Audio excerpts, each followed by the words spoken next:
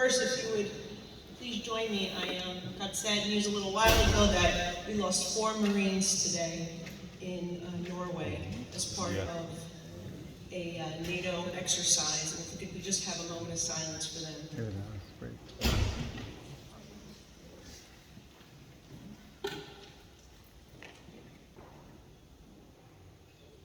Thank you. I want to thank Senator Lanza for continuing to do this each and every year.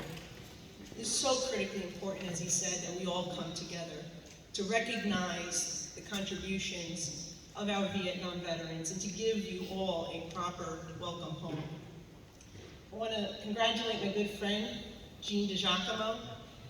We've worked very closely over the last few years, but over the last few months in particular, trying to do what we can to improve services for our veterans, particularly at the VA, and I'll talk about that in a minute.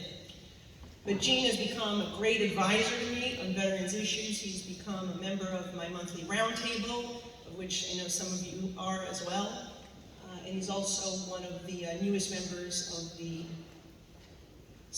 nominating committee for our service academies. I'm very proud. It's one of the greatest honors being a member of Congress to be able to call up those young people and let them know that they'll be attending an academy of service. And in fact, yesterday we were able to congratulate a Tottenville High School student who will be going to West Point. Wow. So congratulations to Tottenville. Senator Lanza's remarks, he spoke very clearly about the need to remember our history. And it is so true. And I'm a member of the Foreign Affairs Committee, and I can tell you equally as important is to know about what's happening currently, the events of the world.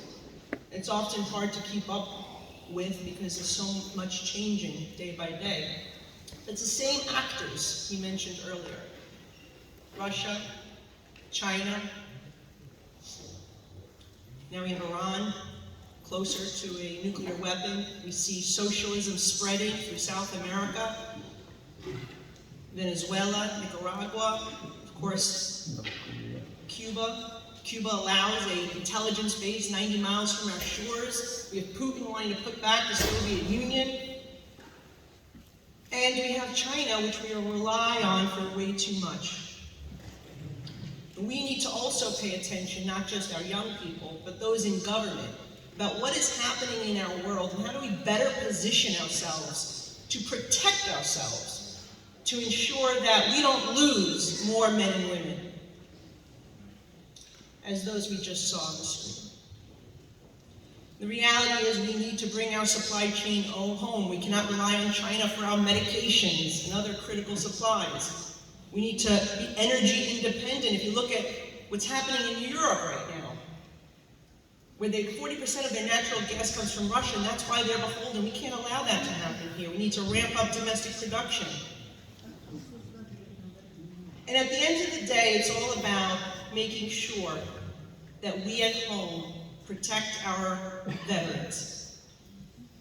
Military men and women when they serve and when they come home. So expanding the GI Bill to give those veterans access to education.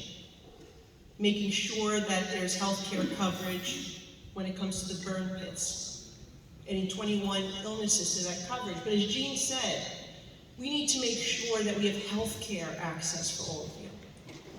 And that's why you are also critical in this fight to make sure that we stop the VA's plan to close the Brooklyn VA Hospital and the Manhattan VA Hospital and cut services for our veterans.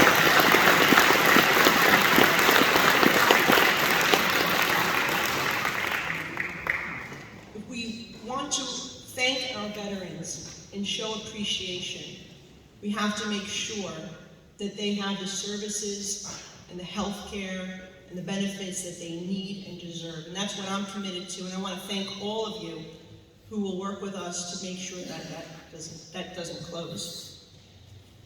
At the end of the day, being on this committee on foreign affairs, it really is about recognizing how truly special we are in this country as well.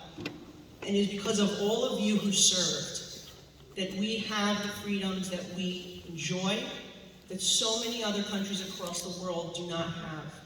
So thank you all to our veterans who not only fought to preserve freedom here at home, but abroad, particularly our Vietnam veterans here today. God bless you, God bless America, and we must always remain vigilant, strong, and protect our veterans.